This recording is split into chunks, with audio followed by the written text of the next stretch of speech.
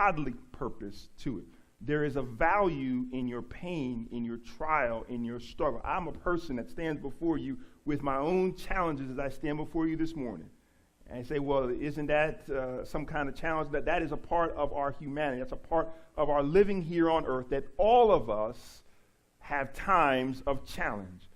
But the good news is that there's a value to the challenge. The reason that we can still smile in the challenge is in the knowing that there's a purpose to it. This is not to our shame. This is not to our detriment. This is not to our slight. This is not to cause us to stop. This is for our furtherance. This is for the furtherance of the gospel.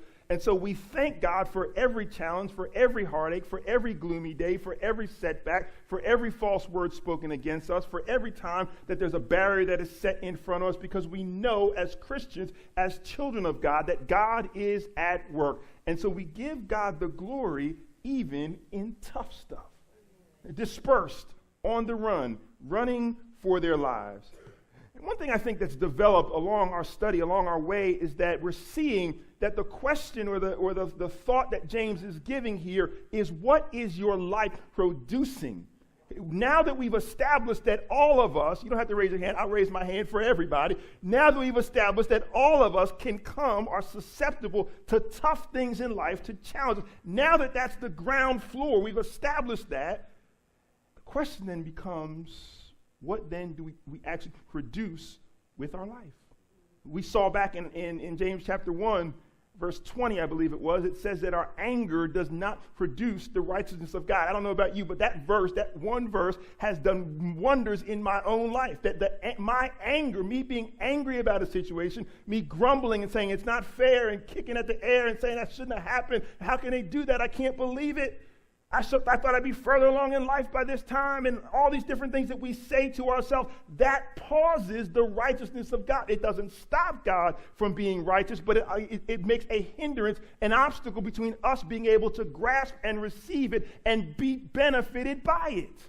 He's fully, totally righteous. But our anger is producing a pause, and that righteousness being available to us. And then we've seen also that it's not just in our anger, but it's also in our words, that we can't just be hearers of the word, we also have to be doers of the word. We've seen, even last week, it told us that there's two kinds of sources of water. There is fresh water and salt water, and you can't have a tongue. You can't speak words that are holy. Oh, to a holy and all-wise God who's in control, the Lord is my shepherd. And then at the same time, see a person who has stepped on our foot and never even consider saying, I'm sorry, and curse them out. Whether literally or figuratively, whether audibly or only in our minds. We ought not have those kinds of tongues. What are our lives actually producing? Who is benefiting? Who is being healed? Who's being strengthened? What is happening because of our walk with the Lord? Our faith has to be engaged. It has to be in action. And so our sermon series is called Faith in Action. And each week we're moving